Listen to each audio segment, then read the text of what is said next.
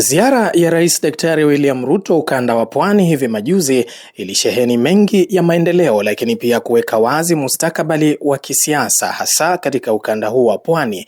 Ni ziara iliyoleta matumaini ya kupiga jeki siasa za kimkakati kwa upande mmoja na kuvunja matumaini ya baadhi ya wanasiasa na vyama vyao kwa upande mwingine. Mfano, mwishoni mwa mwaka 2025 chama cha Pamoja African Alliance PA kilijijengea umaarufu mkubwa maeneo mengi ya mashinani kwenye kaunti hii ya Kilifi. Kasi ya chama hiki ilitanda zaidi baada ya mwenyekiti wa bodi ya barabara nchini Aisha Jumwa kutangaza kuhama chama alichokinadi cha UDA kinachoongozwa na Rais Daktari William Ruto na kujiunga na chama cha PA kinachoongozwa na Spika wa bunge la Seneti Amason Jeffa Kingi wakati wa mkutano wake eneo la Ganze. Na malaniambile kamare wala sinafo nila haya ni lazima hukane na chama chehu herea tuwa Pwani ambaye atakuja kututaka tutaungana naye, na mimi nataka niseme tutakuwa na chama kama wa Pwani. Harakati za Jumwa kukitangaza chama cha PA mashinani zilichukua mkondo mpya ambapo alikitumia pia kunadi azma yake ya kuwania ugavana kaunti ya Kilifi. Chama tumesema ni nini? Tunapana Bahajuma Bahajuma Bahajuma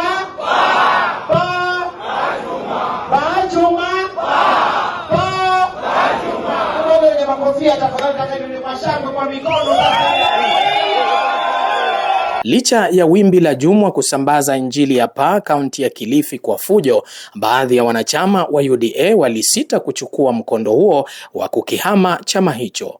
Aisha Jumwa ni mtu binafsi, kwa hivyo yuko na maamuzi yake yeye mwenyewe kuyachukua, na hiyo haimaanishi ya kwamba wana UDA in Kilifi County wamehama kwenda mahali yeye yuko. Hatutaenda kutapatapa, yeye mwenyewe amekuwa waziri kupitia kwa UDA. Ziara hii ya Rais Ruto ilipindua injili hii kukiwa na taarifa za kutatanisha kwamba vyama vilivyo washirika na serikali ya Kenya Kwanza kikiwemo chama cha PA vivunjwe na kuungana na chama cha UDA.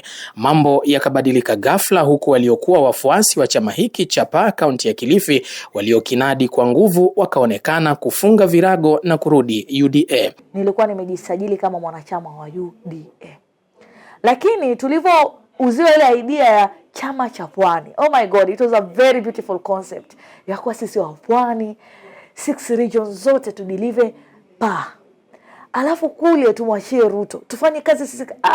Ilikuwa nini, gari nzuri sana la kuabiri. Nikafurahi, nikasema huko ndo kwenyewe. Nashukuru Mungu, yani tulivyoingia PA, kusema ule kweli tulikumbatiwa ya kuwa karibuni nyumbani. Lakini sasa umeingia kwenye nyumba, unapata wale ambao walikuwa sasa wameingia wanasema hii ni nyumba yetu, nyinyi mnangangana kuja hapa. Wewe ambao ulikuwa umesema umeingia, wewe ambao ulikuwa unasemekana umeingia kwenye nyumba ya wenyewe wanatoka, wewe unafanyaje kwa mfano? Lakini chama cha PA, my friend, chama cha PA kama hakingekunjwa, my friend, yani sisi wa Pwani tungekuja tukawa watu wa maana sana kwenye nchi.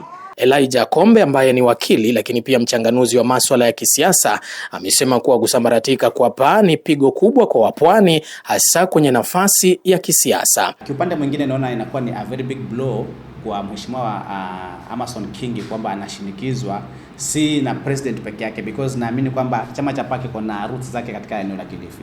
Ikionekana kwamba watu wenyewe wa Kilifi wanaenda kumshinikiza mheshimiwa Kingi avunje chama cha PA, basi inakuwa it's a very big blow kwake kama party leader na wale wote ambao ni wafuasi wa chama. Kabla mheshimiwa rais aje Kilifi, chama cha PA kilikuwa kimeanza kushika ground vizuri baada ya mheshimiwa Aisha Jumwa kuhama kambi ya UDA kuenda chama cha PA. Na kwa kunaonekana kwamba chama cha PA kitakuwa a very big force, ama itakuwa a very strong force to reckon kama 2027. Lakini baada ya haya yote imefanya sasa zile nguvu zote ambazo wale wawaniaji wa viti tofauti kupitia chama cha PA inaenda inapungua. Na ikipungua hivyo basi inamaanisha wote lazima waingie chama cha UDA ambacho rais alikuwa amewaambia wafanye hivyo.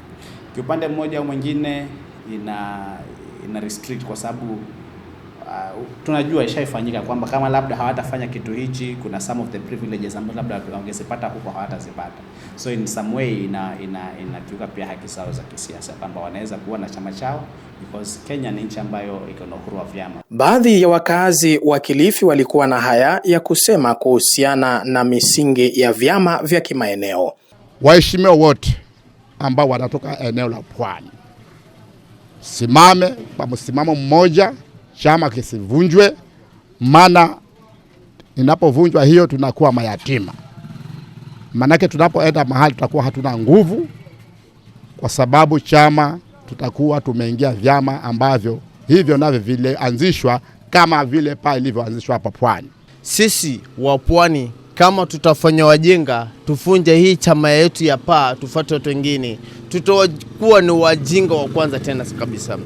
Ni sisi wa Pwani tuungane, tujenge nyumba yetu ya PAA, ndio tukienda kwa certain table, hata kama tutafanya coalition, kama tutakuwa na mtu wetu anawania urais, tukuwe na mtu tunaongea pale kama nyumba moja. Mheshimiwa Spika Kingi, uwe na msimamo sawa. Twashukuru mliteuliwa huko serikali kubwa, lakini hivyo vyama vyenu pia muwe na msimamo navyo. Msikubali kabisa vivunjwe, vikivunjwa mtakuwa hamna nguvu. Sasa umevunja chama chako, alafu pengine huu uteuzi utemwe, wewe utakuwa unalipi la kufanya? Utakuwa mbaki kama nini zero number. Sasa hueleweki, huna chama. Sasa ibabidi utakuwa mtu wa kuombaomba. Kaa tight Kingi, mimi nakuaminia. Je, ni nani atakayepeperusha bendera ya UDA katika azma ya ugavana, na ni ipi hatma ya siasa za kaunti ya Kilifi? Nikiripotia Coco FM, mimi ni Hamisi Kombe. Coco FM, ladha ya Pwani.